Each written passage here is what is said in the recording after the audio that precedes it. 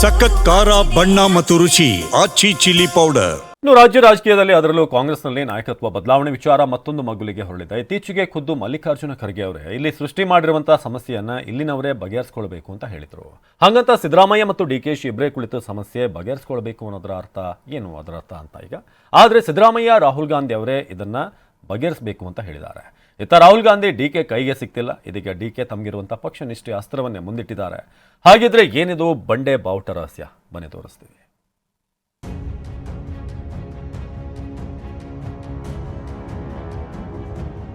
ಕಾಂಗ್ರೆಸ್ ಬಾವುಟ ಕಟ್ಟಿದ್ದೀನಿ, ಕಸ ಗುಡಿಸಿದ್ದೀನಿ, ಗುಡುಗಿದ ಡಿಕೆ. ಪಕ್ಷದ ಅಧ್ಯಕ್ಷ ಆದಾಗೂ ಬಾವುಟ ಕಟ್ಟಿದ್ದೀನಿ, ಕಾರ್ಯಕರ್ತ ಆದಾಗೂ ಬಾವುಟ ಕಟ್ಟಿದ್ದೀನಿ, ಪೋಸ್ಟ್ ಅಂಟಿಸಿದ್ದೀನಿ, ಕಸ ಗುಡಿಸಿದ್ದೀನಿ. ಸುಮ್ಮನೆ ಬಂದು ಭಾಷಣ ಮಾಡಿ ಹೋಗಿಲ್ಲ. ಏನಿದು ಬಂಡೆ ಅಸಮಾಧಾನ? ಬಂದಾಗೆಲ್ಲ ಸ್ಟೇಜ್ ಮೇಲೆ ಕೂತ್ಕೊಂಡು ಭಾಷಣ ಮಾಡ್ಕೊಂಡು ಹೋಗೋದು, ಆ ಕೆಲಸ ನಾನು ಯಾವತ್ತೂ ಮಾಡ್ಕೊಂಡು ಹೋಗಿಲ್ಲ. ಅದ್ಯಾವ ಅಸಮಾಧಾನ ಡಿಕೆ ಎದೆಯೊಳಗೆ ಕುದಿಯುತ್ತಿದೆಯೋ, ಅದ್ಯಾವ ಬೇಸರ ಡಿಸಿಎಂರನ್ನ ಕಾಡುತ್ತಿದೆಯೋ ಏನೋ ಗೊತ್ತಿಲ್ಲ. ಇತ್ತೀಚೆಗೆ ಖುದ್ದು ಮಲ್ಲಿಕಾರ್ಜುನ ಖರ್ಗೆ ಅವರೇ ನಾನೇ ಪಕ್ಷ ಕಟ್ಟಿದ್ದೆ ಅನ್ನೋದನ್ನ ಬಿಡಬೇಕು ಅಂತ ಹೇಳಿದ್ರು.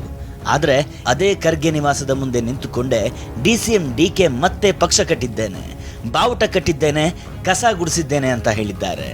ಆ ಮೂಲಕ ಪಕ್ಷ ನಿಷ್ಠೆಯ ದಾಳವನ್ನು ಉರುಳಿಸಿದ್ದಾರೆ. I love to be a party worker than any position in the party. That is permanent for me. In 1980 I am a party worker.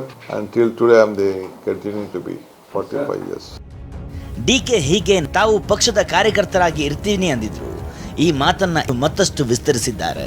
ಈ ಪಕ್ಷ ನಿಷ್ಠೆ ಜೊತೆಗೆ ಸಿಎಂ ಸಿದ್ದರಾಮಯ್ಯರಿಗೆ ಗೊತ್ತಿದ್ದೋ ಗೊತ್ತಿಲ್ಲದೆಯೋ ಪರೋಕ್ಷವಾಗಿ ಮಾತಿನಲ್ಲೇ ತಿವಿದಿದ್ದಾರೆ. ಪಾರ್ಟಿ ಕಟ್ಟಿರೋ ನಾನು ಹಗಲು ರಾತ್ರಿ ಪಕ್ಷನ ಕಟ್ಟಿದ್ದೀನಿ, ದುಡಿದಿದ್ದೀನಿ, ಮುಂದಕ್ಕೂ ಕಟ್ತೀವಿ, ಮುಂದಕ್ಕೂ ಅಧಿಕಾರ ಬರ್ತದೆ. ಅದಕ್ಕೇನು ಬೇಕೋ ನಾವು ಮಾಡೋ. ನಾನು ಪಕ್ಷ ಎಲ್ಲರೂ ಕಟ್ಟಿದ್ದು, ಯಾರೋ ನಾನು ಕಟ್ಟಿನಿ ಅಂತಿಲ್ಲ. ಕಾಂಗ್ರೆಸ್ ಪಾರ್ಟಿ ಕಾರ್ಯಕರ್ತರು ಕಟ್ಟರು.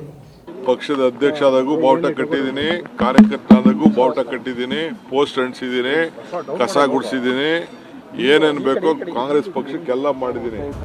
ಡಿಕೆ ಮಾತು ಇಲ್ಲಿಗೆ ನಿಲ್ಲಲಿಲ್ಲ.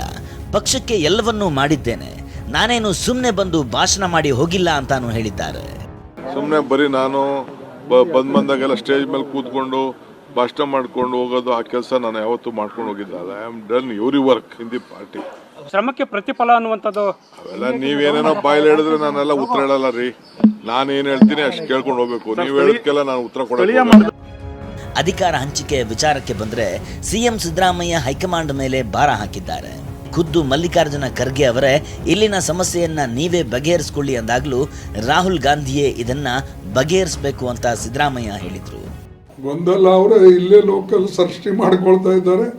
ಅವರೆಲ್ಲ ಮಾಡಬೇಕು. ಎಲ್ಲಕ್ಕ ನೀವು ಹೈಕಮಾಂಡ್ ಅಂತ ಹೇಳಿದ್ರೆ ಹೆಂಗೆ? ನೀವು ಇಲ್ಲಿ ಆಗ್ತಕ್ಕಂಥದನ್ನ ಲೋಕಲ್ ಲೀಡರು ಸೆಟಲ್ ಮಾಡ್ಕೋಬೇಕು. ಅದನ್ನ ರಾಹುಲ್ ಗಾಂಧಿಯವರು ತೀರ್ಮಾನ ಮಾಡಬೇಕು, ಹೈಕಮಾಂಡ್ ತೀರ್ಮಾನ ಮಾಡಬೇಕು. ಅವ್ರು ಏನು ತೀರ್ಮಾನ ಮಾಡ್ತಾರೆ ಅದಕ್ಕೆ ಬದ್ಧ. ಈಗ ನಾನು ಮಾತಾಡಿದ್ದೀನಿ ಹೈಕಮಾಂಡ್ ಅವ್ರ ಜೊತೆ. ಅವ್ರು ಏನು ಹೇಳಿದ್ದಾರೆ, ನಾವು ತೀರ್ಮಾನ ಮಾಡ್ತೀವಿ ಅಂತ ಹೇಳಿದ್ದಾರೆ. ಈ ಮಧ್ಯೆ ಡಿಕೆ ಶಿವಕುಮಾರ್ ಸೋದರ ಡಿಕೆ ಸುರೇಶ್ ಮಾರ್ಮಿಕ ಪೋಸ್ಟ್ ಒಂದನ್ನು ಮಾಡಿದ್ದಾರೆ.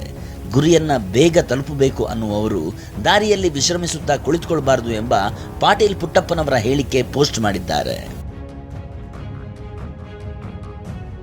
ಹೀಗಾಗಿ ಇಲ್ಲಿ ಗುರಿ ಯಾವುದು ಅನ್ನೋದನ್ನ ಬಿಡಿಸಿ ಹೇಳಬೇಕಿಲ್ಲ. ಹೀಗಾಗಿ ಪಟ್ಟದಾಟದಲ್ಲಿ ಎಷ್ಟೇ ಅಡೆತಡೆ ಬಂದರೂ ಡಿಕೆ ಪ್ರಯತ್ನ ಮಾತ್ರ ನಿಲ್ಲುತ್ತಿಲ್ಲ. ಪ್ರಮೋದ್ ಜೊತೆ ಈರಣ್ಣ ಬಸವ, TV9 ಬೆಂಗಳೂರು.